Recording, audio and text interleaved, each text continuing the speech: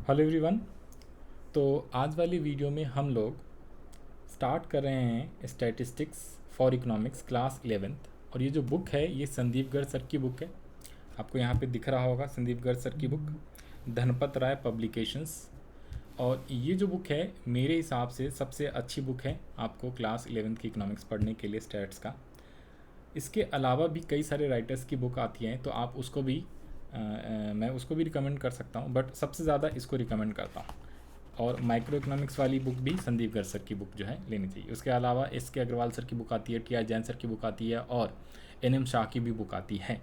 तो different different school में different different book लगाई जाती है, बट सबसे ज़्यादा ये वाली बुक जो है स्कूल्स के अंदर पढ़ाया जाता है। तो मैं भी आपको इसी वाली बुक से रिवाइज़ करा रहा हूँ। तो अगर आपके पास ये वाली बुक है तो आप बुक सीधा सीधा ओपन कर सकते हो और मेरे साथ साथ रिवाइज़ कर सकते हैं। अगर आपके पास ये वाली बुक नहीं है तो आप मार्केट से बाय कर सकते हो, बेटर है, क्योंकि इसी के साथ मैं पूरा चैप्टर्स आपको रिवाइज़ करा रहा हूँ, सारा का सारा चैप्टर्स ऑफ स्टैटिस्टिक्स। तो सबसे पहले बात करते हैं, यहाँ पे आ जाओ कंटेंट। तो कंटेंट में आपको यहाँ पे दिख रहा होगा टोटल जो है आपके 11th चैप्टर्स दिए हुए हैं। टोटल आपके 11 चैप्टर्स हैं। सबसे पहला है इंट्रोडक्शंस, ठीक है। फिर आपका है सेकेंड वाला मीनिंग, स्कोप एंड इंपॉर्टेंस। फिर सेकेंड यूनिट के अंदर आता है chapter number 3 collection of data, organisation of data, tabular presentation, diagrammatical presentation और ग्राफिकल प्रेजेंटेशन। तो चैप्टर नंबर 1 एंड 2 जो है ना यूनिट नंबर 1 में ये पूरा का पूरा थ्योरी है आपका। चैप्टर 3, 4, 5, 6, 7 ये जो है आपका थ्योरी भी है और साथ साथ में इसमें आपको ना ग्राफ्स, स्केड्यूल्स ये सारे पढ़ने हैं, ठीक है। टेबल वगैरह जिसको बोलते हैं आप, table, graphs, curves, okay. Chapter number जो 3 है, चैप्टर 3 कह रहा हूँ, थर्ड यूनिट जो है, यूनिट नंबर 3 जो है स्टैटिस्टिकल टूल्स एंड इंटरप्रिटेशन, जिसके अंदर टोटल 5 चैप्टर है, चैप्टर 8, 9, 10, 11, 12। तो मेनली आपको 8, 9, 10, 11, 12 यही 5 चैप्टर जो हैं आपका न्यूमेरिकल पोर्शंस कहलाता है, ठीक है। तो आज वाली वीडियो में हम सबसे पहले स्टार्ट करें अपना चैप्टर नंबर 1। चैप्टर नंबर 1 जिसका नाम है इकोनॉमिक्स एंड इंट्रोडक्शन, ओके। तो इस वाले चैप्टर में हमें टोटल 3 टॉपिक्स पढ़ने हैं। सबसे पहला है इंट्रोडक्शन, सेकंड जो पढ़ना है मीनिंग ऑफ इकोनॉमिक्स, थर्ड जो है economic and non economic activities. तो 3 टॉपिक्स पढ़ने हैं आपको। सबसे पहला जो इंट्रोडक्शन वाला पॉइंट है, पॉइंट नंबर 1, वो बेकार सा है, उससे कोई एग्जाम में क्वेश्चन आता नहीं है सच बताऊँ तो, बट स्टिल आपने पढ़ के जाना है, ओके। तो इसमें आपको बता दूँ, यहाँ पे जो लाइनें इंपॉर्टेंट है वो है आपका ये वाला लाइन 1776, इंग्लिश में बोलूँ तो 1776, क्योंकि इकोनॉमिक्स का सबसे फर्स्ट जो बुक है ना इकोनॉमिक्स के ऊपर, वो Adam Smith, well known economist हैं, इन्होंने पब्लिश करा था और उनके बुक का नाम था an inquiry into the nature and causes of wealth of nation. तो ये पूरा का पूरा बुक का नाम है, शॉर्ट में इसको वेल्थ ऑफ नेशन भी बोलते हैं, वेल्थ ऑफ नेशन भी बोला जाता है इनके बुक का, ठीक है।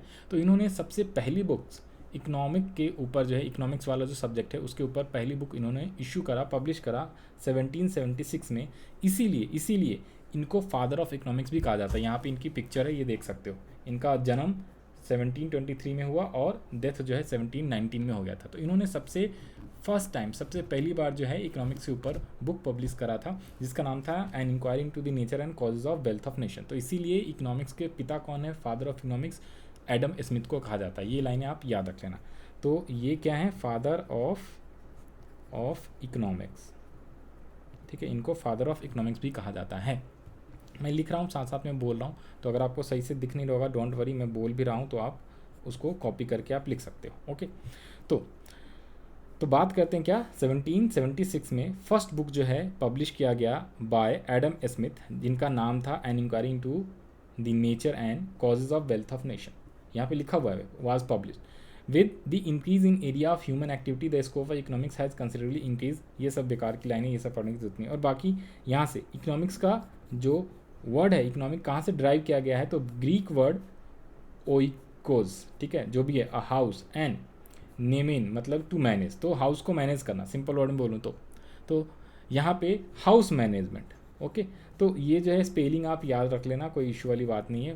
प्रोनाउंसिएशन जो है आप अपने हिसाब से सही से देख लेना। तो इकोनॉमिक्स जो है ना, ग्रीक वर्ड 2 वर्ड आया हुआ OIKOS, जिसका मतलब होता है अ हाउस, और NEMEIN जिसका मतलब होता है मैनेजमेंट। तो इसका मतलब हाउस का मैनेजमेंट, ओके।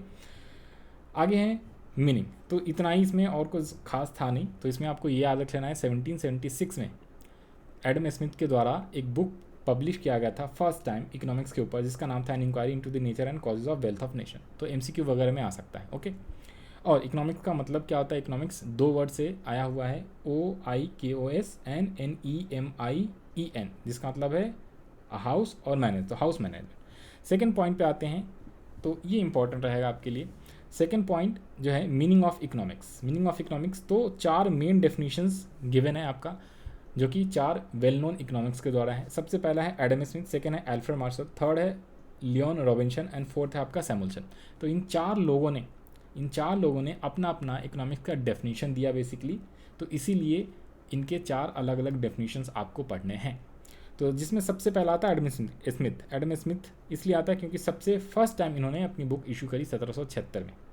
फिर उसके बाद आए अल्फ्रेड मार्शल, उन्होंने कहा नहीं भाई, जो तुम डेफिनेशन बता रहे हो तुम मतलब एडम स्मिथ ने क्या कहा, वेल्थ का डेफिनेशन दिया इन्होंने, वेल्थ का डेफिनेशन। उन्होंने कहा इकोनॉमिक्स का मतलब क्या, वेल्थ ऑफ नेशन, इसके बारे में स्टडी करना है हमें। तो इन्होंने क्या कहा, पहले एडम स्मिथ की बात पढ़ लेते हैं। तो पहले एडम स्मिथ ने डेफिनेशन दिया, फिर अल्फ्रेड मार्शल आए, फिर लियोन रॉबिन्सन आए, फिर सैमुअल्सन आए, इसीलिए सिस्टमैटिक तरीके से इसमें बताया हुआ है। तो एडम स्मिथ ने कहा economics is the science of wealth. ओहो, एडम स्मिथ ने क्या कहा, इकोनॉमिक्स क्या है, it is the science of wealth, wealth का साइंस यानी वेल्थ के बारे में स्टडी करना। तो according to Adam Smith, economics is the science of wealth, in the ordinary language wealth means money. और इन्होंने कहा वेल्थ का मतलब क्या होता है, मनी होता है। फिर उन्होंने कहा but in economics the term wealth has a specific meaning. In economics wealth refers to those goods which satisfy human wants. इन्होंने कहा कि इकोनॉमिक्स के अंदर वेल्थ का मतलब है वो वाले गुड्स जिससे क्या होती है, ह्यूमन की सेटिस्फैक्शंस क्या होती है, सेटिस्फाई होती है, ह्यूमन की वांट्स को सेटिस्फाई किया जाता है। फिर एडम स्मिथ ने क्या कहा, उन्होंने कहा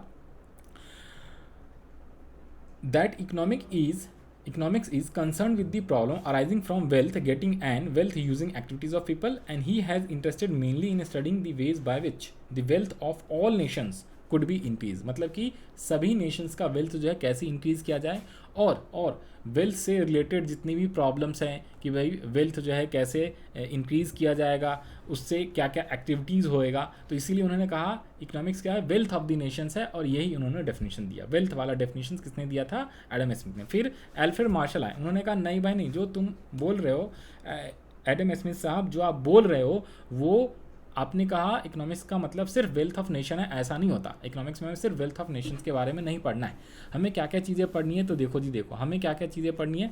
तो एज पर अल्फ्रेड मार्शल उन्होंने कहा इकोनॉमिक्स क्या है, it is the study of man in ordinary business of life, it inquires how he get his income and how he uses it. मतलब कि भाई जो वेल्थ है वो कौन किसके लिए है, इंसान के लिए, ह्यूमन के लिए। ह्यूमन वेल्थ क्रिएट करता है और अपने सेटिस्फैक्शंस के लिए यूज़ करता है, कमाता है और क्या करता है, खर्च करता है। तो इसलिए इसमें ह्यूमन को भी उन्होंने ऐड कर दिया।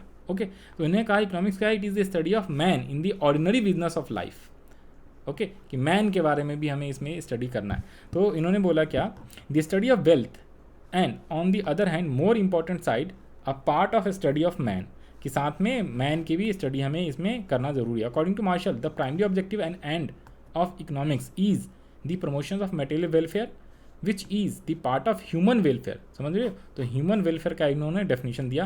Due to this reason he shifted the emphasis from wealth to welfare. तो इन्होंने वेलफेयर की, अल्टीमेटली वेल्थ किस लिए कमाया जाता है भाई, ह्यूमन के वेलफेयर के लिए कमाया जाता है, इंसान ह्यूमन, ठीक है। तो इसलिए इन्होंने वेलफेयर डेफिनेशन दिया। तो कहा जाता है कि वेलफेयर का डेफिनेशन अल्फ्रेड मार्शल ने दिया। ये इनकी पिक्चर्स है, 1842 में इनका जन्म हुआ और 1920 में इनकी मृत्यु हो गई। फिर स्कैर्सिटी की definition which is best definition, ये ध्यान रख लेना, ये सबसे बेस्ट डेफिनेशन है जिसको लियोन रॉबिन्सन ने दिया था। इन्होंने क्या बोला, economics the science which studies human behaviour as a relationship between ends and scarce means which have alternative uses. और जब आप क्लास 12th में जाओगे ना, तो वहाँ पे आपको इसके बारे में पहला पढ़ना होता है, इकोनॉमिक प्रॉब्लम के बारे में। खैर, तो एंड्स का यहाँ पे मतलब क्या होता है, एंड्स का मतलब होता है क्या, और स्केयर्स का मतलब क्या होता है। स्केयर्स का मतलब होता है रिसोर्सेज, एंड का मतलब होता है क्या, हाँ जी, एंड्स का मतलब होता है उसको जो सेटिस्फाई करते हैं। एंड्स का मतलब आप ये समझ लो ना, वांट्स। एंड्स का मतलब वांट्स एंड स्केयर्स का मतलब होता है रिसोर्सेज। तो स्केयर्स जितने भी रिसोर्सेज हैं वो क्या है, स्केयर्स हैं, लेकिन जो एंड्स है, एंड्स का मतलब वांट्स क्या है, आपकी अनलिमिटेड है। तो अपने लिमिटेड रिसोर्सेज से, अपने लिमिटेड स्केयर मीन्स से, स्केयर्स का मतलब स्केयर, मीन्स का मतलब रिसोर्सेज, भाई मैंने क्या लिख दिया, मीन्स का मतलब होता है रिसोर्सेज, यहाँ पे मीन्स का मतलब है रिसोर्सेज। तो अपने स्केयर रिसोर्सेज से अपने अनलिमिटेड यानी लिमिटेड और स्केयर रिसोर्सेज से अपने अनलिमिटेड एंड्स यानी वांट्स को सेटिस्फाई करना ही क्या है, इकोनॉमिक्स है। तो इकोनॉमिक्स में हमें ये पढ़ना होता है कि हम अपने लिमिटेड रिसोर्सेज, मतलब जितनी भी चीज़ें हैं इस पृथ्वी पे वो लिमिटेड है। क्या क्या, एक तो हो गया वाटर, अर्थ, अर्थ का मतलब लैंड, ज़मीन, ठीक है, पेड़ पौधे, फल फ्रूट, जितनी भी चीज़ें हैं वो लिमिटेड है। तो अपने लिमिटेड रिसोर्सेज का हमें इस हिसाब से यूज़ करना चाहिए जिससे हम मैक्सिमम से मैक्सिमम क्या हो, अपने वांट्स को सेटिस्फाई कर पाएँ। तो ये इन्होंने स्कैसिटी का डेफिनेशन लियोन रॉबिन्सन, जिनकी मृत्यु 1984 में हुआ, जन्म हुआ 1898 में, ठीक है, तो ये 3rd नंबर पे थे। तो इन्होंने 3 चीज़ें बताया, unlimited wants, scarcity of resources यानी लिमिटेड रिसोर्सेज, इसे आप लिमिटेड रिसोर्सेज भी बोल सकते हो, लिमिटेड रिसोर्सेज, स्केयर रिसोर्स का मतलब लिमिटेड रिसोर्सेज, ठीक है, और ऑल्टरनेटिव यूजेस, क्योंकि हम एक रिसोर्स का कई जगहों पे इस्तेमाल कर सकते, जैसे मिल्क है, milk is also a resource that is called limited resource. Milk क्या है, एक लिमिटेड मात्रा में ही प्रोडक्शन होता है, ओके। तो मिल्क से हम क्या बना सकते हैं, कर्ड बना सकते हैं, उसके अलावा स्वीट्स बना सकते हैं, उसके अलावा आप क्या बना सकते हो, हाँ जी, पनीर भी बना सकते हो, बहुत सारी चीज़ें, आइसक्रीम बना सकते हो। बट लिमिटेड रिसोर्स से सारी चीज़ें इकट्ठा नहीं बना सकते। अगर आपके पास 1 ही लीटर मिल्क है तो आप कोई एक चीज़ 2 चीज़ बना सकते हो, सारी चीज़ें नहीं बना सकते। तो इसीलिए रिसोर्स का अल्टरनेटिव यूजेस होता है, तो उसको भी हमें ध्यान में रखना है और उसको सही से इस्तेमाल करना है, यूज़ करना है, सो दैट हम अपने मैक्सिमम वांट्स को सेटिस्फाई कर पाएँ, ठीक है जी। तो ये होता है स्कैसिटी डेफिनेशन। फिर लास्ट में कौन आया, लास्ट में आया ग्रोथ ओरिएंटेड डेफिनेशन, जो कौन दिया, जिन्होंने सैमुअल्सन, प्रोफेसर सैमुअल्सन ने दिया। तो इनका डेफिनेशन बहुत ज़्यादा उतना पॉपुलर नहीं, सबसे ज़्यादा पॉपुलर डेफिनेशन है लियोन रॉबिन्सन का, ओके। बट स्टिल आपको पढ़ना है प्रोफेसर एंथोनी सैमुअल्सन। इन्होंने क्या किया ना, बेसिकली तीनों के डेफिनेशन को कंबाइन किया और अपना नया डेफिनेशन स्टार्ट कर दिया, क्योंकि भाई सेम चीज़ दोगे, अगर एग्री कर जाओगे तो फिर आपको कोई पूछेगा नहीं। तो इसलिए इन्होंने कहा सबका डेफिनेशन मिला दो, अपना नया डेफिनेशन बना दो। तो इन्होंने क्या बोला, देखो, economics is the study of how man and society choose with और without the use of money, चाहे मनी का यूज़ करो या ना करो, to employ scarce productivity resources would which could have alternative uses to produce various commodities over time and distribute them for consumptions how and in the future among various people and group of society, okay. तो इन्होंने सबका definition मिला के definition दे दिया। तो आपको simple याद रख लेना, ये डेफिनेशन ऑफ इकोनॉमिक्स 4 लोगों ने दिया। सबसे पहला एडम स्मिथ ने, सेकेंड एल्फ्रेड मार्शल ने, थर्ड है प्रोफेसर लियोन रॉबिन्सन जिनका सबसे ज़्यादा डेफिनेशन यूज़ किया जाता है, और चौथा है प्रोफेसर सैमुअल्सन। तो वेल्थ डेफिनेशन एडम स्मिथ ने, वेलफेयर डेफिनेशन एल्फ्रेड, देखो A for Adam Smith, A for Alfred Marshall, W for wealth definition, W for welfare. तो वेल्थ वाला एडम स्मिथ ने दिया और वेलफेयर वाला एल्फ्रेड मार्शल ने दिया। फिर आते हैं स्कैसिटी का डेफिनेशन रॉबिन्सन ने, लियोन रॉबिन्सन ने दिया, और ग्रोथ ओरिएंटेड डेफिनेशन जो है सैमुअल्सन ने दिया। तो ये 4 डेफिनेशन है, ये मेन आपको पढ़ना है। अब यहाँ पे लास्ट में कंक्लूजन है, तो लास्ट में कंक्लूजन आप पढ़ लो। मेन क्या है कि भाई नॉर्मली अगर सिंपल कोई आपसे पूछे कि इकोनॉमिक्स का मतलब क्या होता है, तो ये वाला आपको डेफिनेशन देना है। मतलब economics is the study of how people and society choose to employ scarce resources that could have alternative uses in order to produce various commodities that satisfy human wants and to distribute them for consumption among various persons and group of society। Simple word में बोलूँ ना तो basically क्या है, इनका definition है main कि economics का सिंपल मतलब होता है how we satisfy our unlimited wants with limited resources which have alternative uses. तो आप ये डेफिनेशन लिख दोगे तो काम चल जाएगा। फिर इसके बाद बात करते हैं क्या, टॉपिक 3rd है अपना लास्ट टॉपिक, और फिर ये चैप्टर्स कंप्लीट है, चैप्टर 1, ठीक है। उसके बाद फिर चैप्टर 2 पे हम आ जाएंगे। तो चैप्टर 1 को बस खत्म होने वाला है, इसमें अब 3rd टॉपिक है जिसका नाम है economic and non economic activities. देखो इकोनॉमिक का मतलब क्या होता है, जिससे हम मनी अर्न करते हैं, ओके। नॉन इकोनॉमिक का मतलब जिससे हम सेटिस्फैक्शन हमें मिलता है। तो इकोनॉमिक एक्टिविटीज़ का मतलब क्या होता है, देखो economic activities, non economic activities. तो economic activities refers to those activities which are undertaken to earn a living. Earn a living मतलब कि जिंदा रहने के लिए आपको क्या चाहिए, पैसे चाहिए, मनी चाहिए, ठीक है। तो आप मनी वगैरह जो कमाते हो, जितने भी काम करोगे ना पैसों के लिए, सिंपल वर्ड बोलूँ, अगर पैसों के लिए काम करते हो आप, आप काम करते हो, आपको बदले में पैसे मिलता है, वो सारी इकोनॉमिक एक्टिविटीज़ हैं। और नॉन इकोनॉमिक, आप कोई भी काम करते हो, कोई भी चीज़ें करते हो और बदले में आपको क्या है, एक सेटिस्फैक्शन मिलता है। सपोज आपने किसी का घर फ्री में बना दिया, ठीक है, आपने किसी का इलाज, डॉक्टर हो आप, आपने किसी को पेशेंट को फ्री में जो है उसको क्या कर दिया, सारे चीज़ें बता दी और प्रिस्क्रिप्शन लिख दिया और आपने कहा कि जाके दुकान से दवाइयाँ ले लो। तो वो आपका जो डॉक्टर की सर्विसेज फ्री में दिया, वो आपका नॉन इकोनॉमिक एक्टिविटीज़ होती हैं, राइट। तो उससे क्या होता है, आपका सेटिस्फैक्शन मिलता है। तो activities which not concern with creation of money और wealth are known as non economic activities. Example, housewife cooking food for her family और a teacher teaching his own son. तो ये नॉन एक्टिविटीज़ है, ठीक है, ये non economic activities है, क्योंकि इससे आपको अर्न वगैरह पैसे वगैरह नहीं मिले। अब कोई डॉक्टर है, उसने फ्री में इलाज कर दिया, अपने फ्री में किसको इलाज करेगा भाई, किसी दूसरे को तो करेगा नहीं, जो उसके कोई रिलेटिव्स वगैरह हैं उसको उसने फ्री में इलाज कर दिया। सिंपल वर्ड में आप ये समझना। अगर कई बार क्या होता है ना, मान लो एक डॉक्टर है, उसने किसी थर्ड पार्टी को फ्री में सर्विसेज दे दी, इलाज कर दिया और बदले में उसने कहा कि भाई मेरे बेटे को तुम फ्री में पढ़ा देना, तो वो क्रॉस हो गया ना, तो वो आपका नॉन एक्टिविटीज़ नहीं कहलाएगा, नॉन इकोनॉमिक एक्टिविटी नहीं कहलाएगा, वो इकोनॉमिक हो गया, क्योंकि आपने कुछ दिया और उसने भी आपको फ्री में दे दी, तो वो हो गया। बट यहाँ पे देखना वन साइडेड होनी चाहिए और फ्री में, उससे कोई भी वेल्थ और मनी क्रिएट ना हो। सिंपल वर्ड में बोलो तो ये, तो जैसे जो आपकी मदर होती हैं घर पे आपके लिए खाना बनाती, सिंपल सी वर्ड, उसके लिए कोई पैसे वगैरह चार्ज नहीं करती, तो नॉन एक्टिविटीज, ओ नॉन इकोनॉमिक एक्टिविटीज़। कोई आपके माता पिता हैं, ठीक है, उन्होंने आपको खुद ही पढ़ा दिया, ठीक है, आपको अलग से टीचर की जरूरत नहीं पड़ी, तो वो भी नॉन इकोनॉमिक एक्टिविटीज़ है। तो चैरिटी, डोनेशंस, ब्लड बैंक में डोनेशन, ये सारे देखो यहाँ पे एग्जांपल है चैरिटेबल, जैसे blood donations, camps, free educations, needy students. अब जैसे मैं आपको यूट्यूब पे बेसिकली फ्री आपको पढ़ा रहा, ठीक है, बट यूट्यूब मेरे को पैसे दे रहा, अगर मैं आपको डायरेक्टली घर पे आके फ्री में पढ़ाता, कोई पैसे चार्ज नहीं करता, तो नॉन इकोनॉमिक एक्टिविटीज़ कहलाता, सिंपल वर्ड में। Social activities like get together, attending parties, political activities perform by different political parties.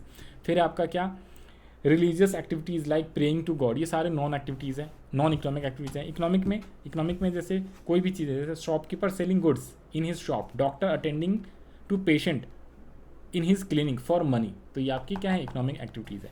अब यहाँ पे तीन चीज़ें इंपॉर्टेंट याद रख लेना। 3 मेन इकोनॉमिक एक्टिविटीज़ कौन से होते हैं, कंजम्पशंस, प्रोडक्शंस एंड डिस्ट्रीब्यूशन।